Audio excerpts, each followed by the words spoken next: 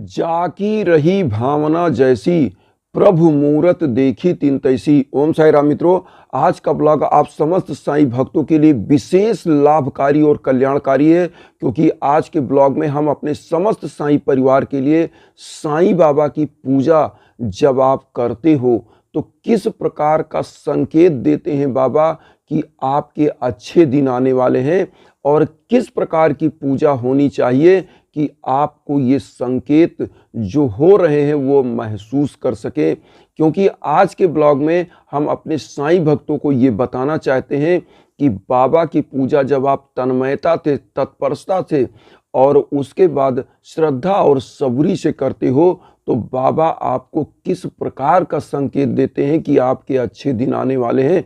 और ये अच्छे दिन आने से पहले ही संकेत बाबा दे देते हैं, और इन्हीं संकेतों के बारे में आज हम आप सभी लोगों के लिए ये वीडियो लाए हैं कि आप लोग समझ सकें कि जब बाबा की पूजा आप विशेष रूप से करते हो तो किस प्रकार का संकेत बाबा देते हैं, घर में किस प्रकार की परिवर्तन और चेंजिंग आते हैं, जो आपके साक्षात कृपा बाबा की आपके घर पर दिखती है, आपके परिवार पर दिखती है और आपको महसूस होता है।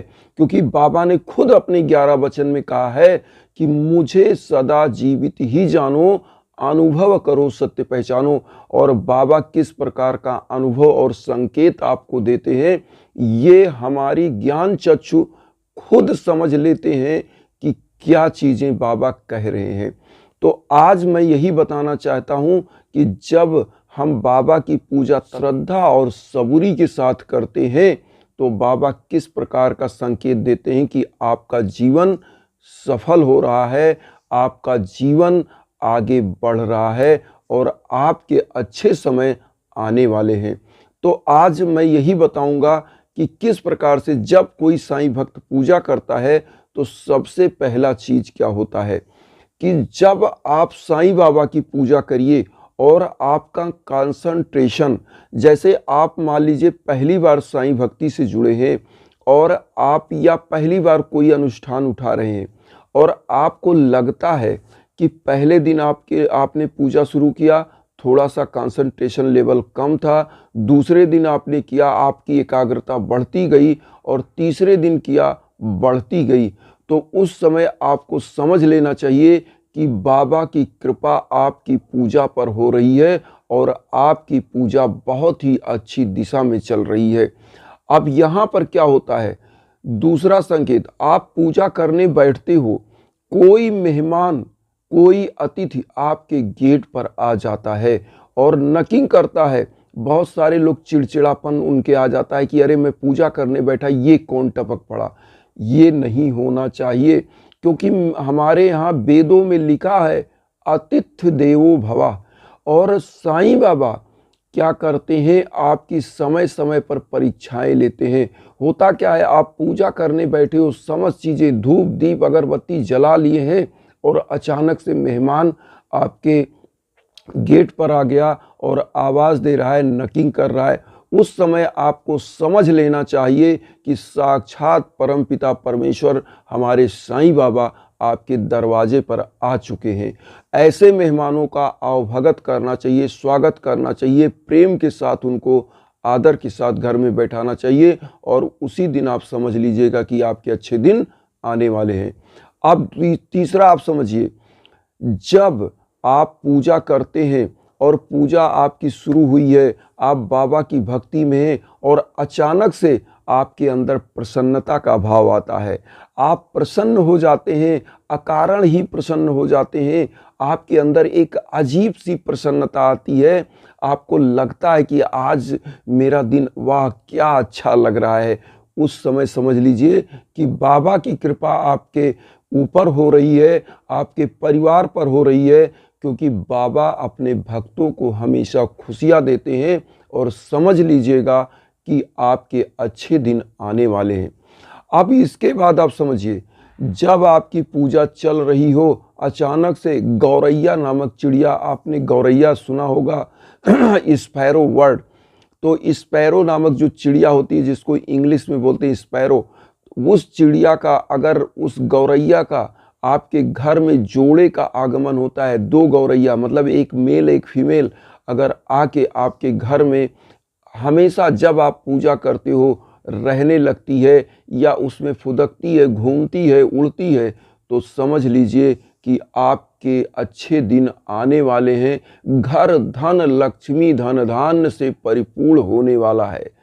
और अब मैं बता दूं, जब आप पूजा कर रहे हो और कोई जानवर आपके दरवाजे पर, जैसे कोई गाय है, कोई कुत्ते हैं जो खाने के लिए आते हैं, क्योंकि बाबा की पूजा का जो सबसे बड़ा चमत्कार है, बाबा खुद वेश बदल कर अपने भक्तों के, क्योंकि बाबा ने क्या कहा 11 वचन में कि मुझे सदा जीवित ही जानो, अनुभव करो, सत्य पहचानो। इसको ध्यान रखिए, क्योंकि बाबा आपकी परीक्षाएं ले रही हैं। उस समय आपको करना क्या चाहिए? पूजा से उठ करके उस जानवर को जो भी आपके पास सूखा रूखा भोजन हो जरूर देना चाहिए, क्योंकि बाबा ने जीवों पर दया करने की बात बताई है। बाबा ने कहा है कि समस्त जीवों में मेरा ही दर्शन करो।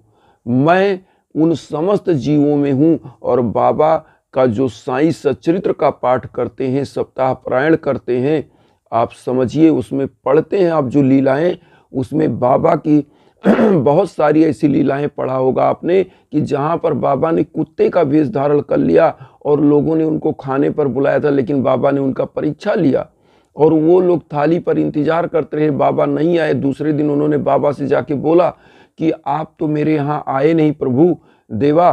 तो बाबा ने कहा मैं तो आया था, आपने तो मुझे पूछा नहीं। तो उन्होंने कहा कैसे? उन्होंने कहा वो जो कुत्ते के रूप में थे वो हम ही थे। तो लोगों को पश्चाताप होने लगा। कहने का मतलब ये है कि बाबा किसी भी रूप में आ सकते हैं, प्रभु किसी के रूप में आ सकते हैं, क्योंकि हम लोग हैं, जो हमारी जीव आत्माएं हैं, जो इस सृष्टि में हैं, ये किसी भी रूप में समस्त देवताओं का अंश होते हैं। और समस्त जीव आत्माओं को जब आप मिला लेते हैं तो वो एक ईश्वर का जो है स्वरूप होते हैं। इसीलिए कहा गया है कि हर कण कण में ईश्वर का निवास है। हमारा दर्शन क्या कहता है? रामायण में क्या लिखा है कि बिनु पग चलय सुनय बिनु काना, आनन रहित सकल रस भोगी, बिन बानी बकता बड़ जोगी। ईश्वर क्या है? जो बिना हाथ पांव के चलता है, बिना जीवा के समस्त रसों का स्वादन करता है, और जो ईश्वर बिना कानों के समस्त चीजों का श्रवण करता है, और वक्ताओं में सबसे बड़ा वक्ता और योगी है। तो ईश्वर बिना हाथ पांव के चलता है, बिना जीवा के, मतलब वो कहाँ है? सर्वत्र है। जब हम सर्वत्र जीवों में, सभी जीवों में एक उस प्रभु का अंश देखते हैं तो हमारा जीवन कृतार्थ होता है। और उसी समय आप समझ लीजिएगा कि आपके जीवन में बहुत ही शुभ समय आने वाला है, आपका जीवन संवरने वाला है, कृतार्थ होने वाला है। इसी प्रकार से आप समझ लीजिएगा, अगर आपके घर पर भिखारियों का रेला आने लगे, भिखारी खूब आए, आपको दान दक्षिणा का मौका मिल रहा है, चूकिएगा नहीं, क्योंकि बाबा किसी भी वेश में आ सकते हैं। कबीरदास जी ने क्या लिखा है कि नाव में बाढ़ है पानी और घर में बाढ़ है दाम, दोनों हाथ उलीचिए यही सयानो काम। मतलब जिस प्रकार से नाव में अगर एक कील के बराबर छेद हो जाता है, अगर नाविक उस पानी को नहीं उलचेगा तो नैया डूब जाएगी और यात्री के साथ नाविक भी मर जाएगा। इसीलिए अगर घर में धन दौलत बढ़ रही है, प्रभु की कृपा से, साईं बाबा की कृपा से खूब लक्ष्मी आ रही है, तो दान करते रहिए। भिखारियों का आगमन आपके घर में ये संकेत देता है कि आपका शुभ समय आने वाला है, आपका जीवन परिवर्तित होने वाला है, आपके अच्छे दिन आने वाले हैं।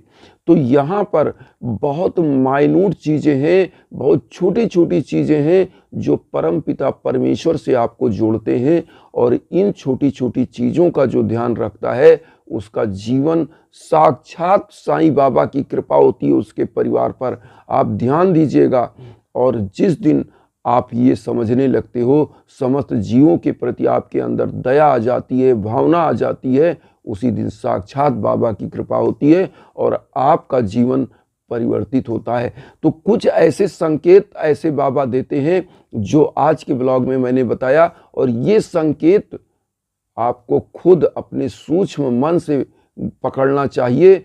आप जिस दिन समझ गए कि ये संकेत है, उसी दिन आपकी पूजा सफल हो जाती है। तो आज वसुधैव कुटुंबकम की जो भावना हम लेकर चल रहे हैं, आप लोग अपना आशीर्वाद इस सर पर बनाए रखिएगा, हाथ पर दस्त दीजिएगा अपना इस सर पे, और चैनल को सब्सक्राइब करिएगा, जिससे हमारी जो भावना है वसुधैव कुटुंबकम और विश्व शांति की भावना जो हम लेकर चल रहे हैं अपने साईं परिवार के लिए, जो दिन रात हम तत्पर हैं, उसमें आपका आशीर्वाद बहुत ही नितांत आवश्यक है। क्योंकि इस दिए को जो जल रहा है, इस लौ को बचाना आपका काम है। अब आगे बस यही कहूँगा कि उन साईं भक्तों तक जरूर वीडियो को शेयर करिए जो किन्हीं कारणों से कष्ट में है, दुख में है। इसी के साथ ओम साईं राम।